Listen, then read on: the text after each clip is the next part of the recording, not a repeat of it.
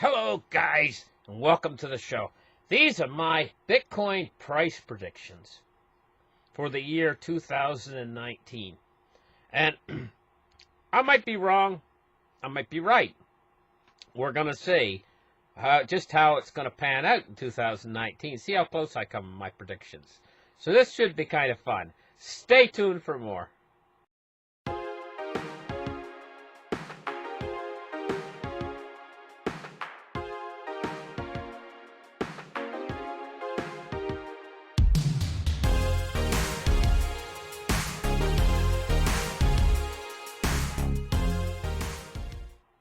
Hello, guys. Welcome back to the show. I'm really glad to have you guys here.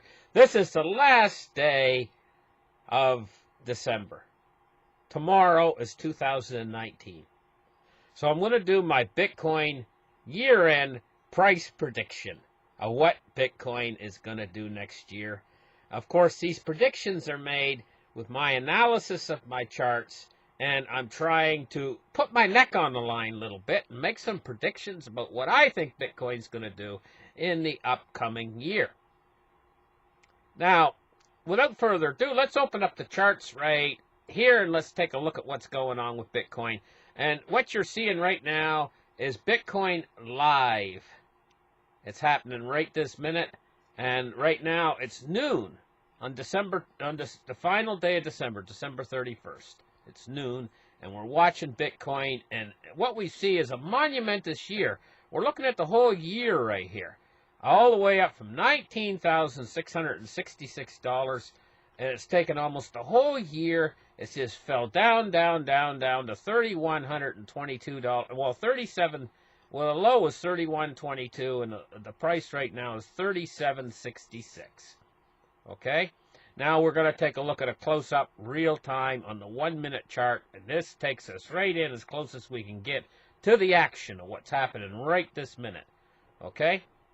So now, here's the thing. I'm going to get right into the predictions of what I think is going to happen.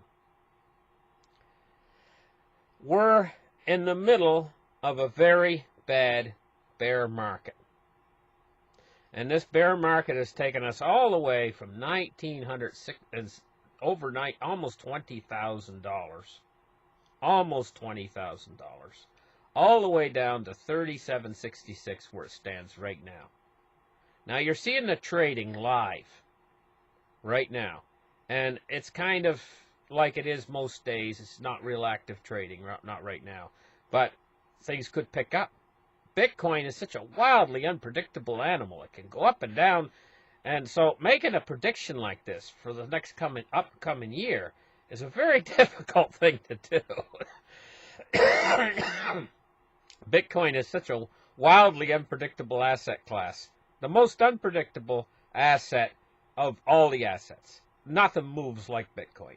Okay, so that's what makes it fun. That's one of the things that makes it fun. I mean, some people, when they start trading Bitcoin, they're up all night watching this chart. It's like, wow, it's just like they got a box of popcorn sitting there, and they're sitting there watching this chart, and this is the most exciting thing, especially if they've got a lot of money invested in Bitcoin and they're trading it actively. Because it's such an exciting trade. It can move up and down so fast. I mean, that little red candle we just see right now could all of a sudden just go, you know? Okay? So it's a very, very volatile asset. Now, this is what I think it's actually going to do. I'm going to get down to the point. As we move into January and February and March, the early part of this year, what I think Bitcoin's going to do is, I think we're going to stay in this bear market for about those 3 months. And I think that we are very possibly going to set some new bottoms. I think that the new bottoms we're going to set are just going to be just below the $3,000 mark, in around $2,900, $2,800 during that period of time.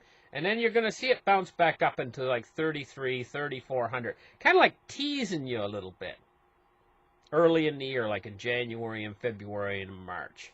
It's just going to continue to tease us like it's doing now, with a few times where it goes back up above 3,000, and then it'll go back down around 2,800, 2,900, right?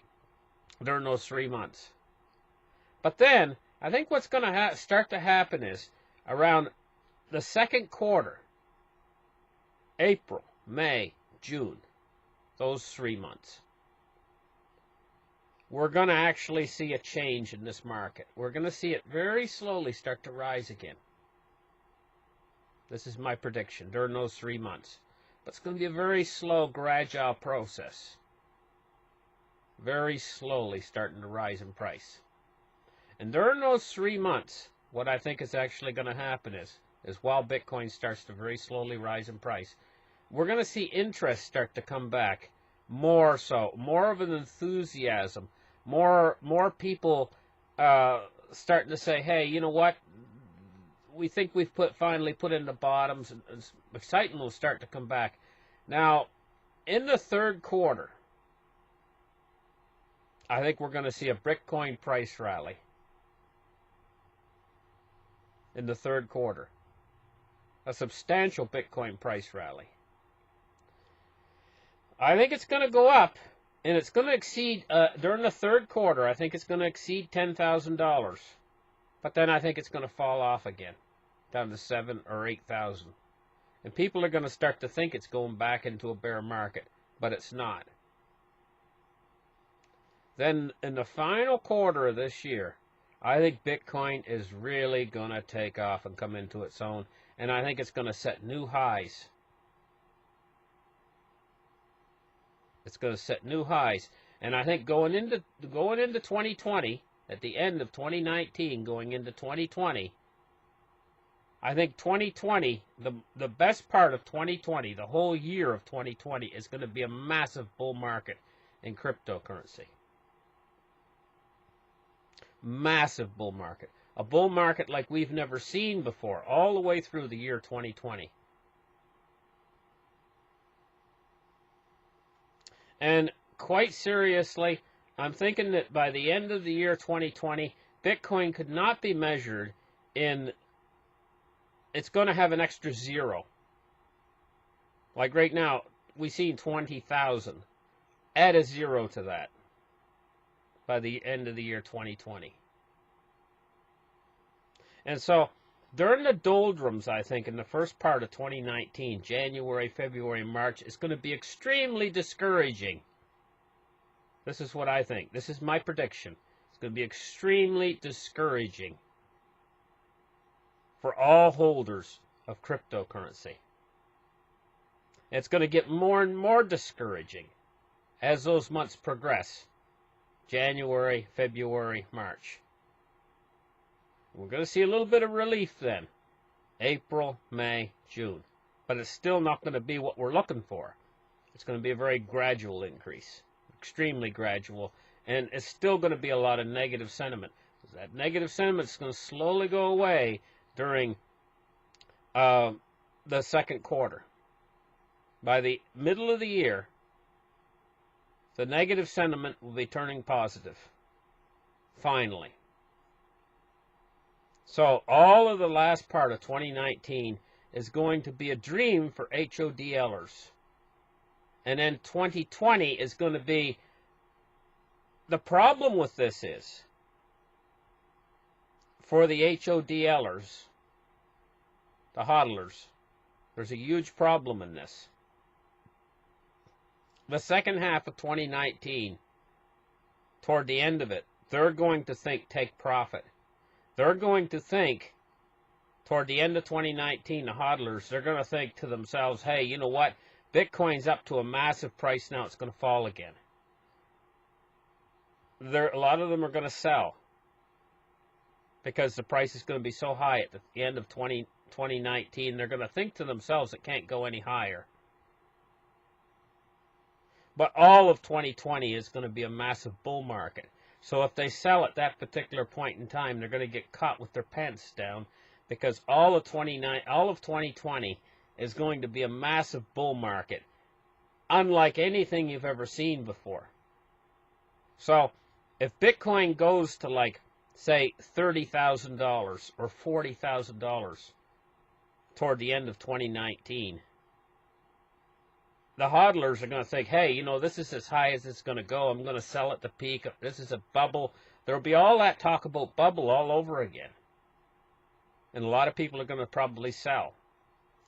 All of 2020 is going to see the bull market increase and pick up pace. That's when Bitcoin is going to make its move from whatever it is at the end of 2019. I don't know, maybe it'll be 30, 40,000 at the end of 2019. But they're going to think it's over. They're going to think, oh, the bubble's going to pop. But no, it's going to surge all the way through 2020. This is my prediction. And it's going to go up more massively in 2020 than it ever went up in 2019. And I believe that by the end of 2020, we're going to see the cryptocurrencies start to absorb everything. So in those following years, 2021, 2022, what's going to happen is there's only going to be several things in the world that actually hold value. Gold, silver, cryptocurrencies, and land. And your fiat currencies during those years, 2021, 2022, the fiat currencies are going to be in the process of dying. And the government, I believe, during that period in time, is going to try to counter this effect by releasing their own cryptocurrencies. Also, the banking systems are going to be releasing their own cryptocurrencies to try to counter the effect of the cryptocurrencies that already contain the biggest part of the market share of cryptocurrency, if you understand what I'm saying. To try to contain them, to try to stop them somehow, to compete with them. The governments and the and the banks are going to release their own cryptocurrencies to try to compete. But there's going to be no competition because the government cryptocurrencies and the bank cryptocurrencies are nothing more than another version of fiat. They don't have a complete understanding of what makes Bitcoin valuable in the first place. What makes it valuable is greed. Greed is fueling it and driving it. Also, what's fueling and driving it is the fact that the fiat currencies are dying. And the realization is going to only grow over the next few years that the fiat currencies are in the process of dying, and they're going to look at these cryptocurrencies as a lifeboat, a way out. And so it's going to be very discouraging going into the early part of this year, I believe, 2019, for cryptocurrency holders, for bag holders. Now, we're going to have to wait and see if I'm correct about these, my predictions, or if I'm wrong.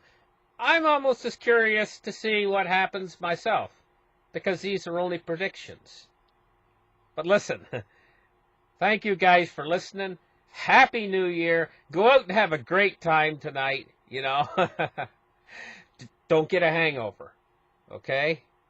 That means simply, do not go to bed drunk, because you'll wake up the next morning really sorry.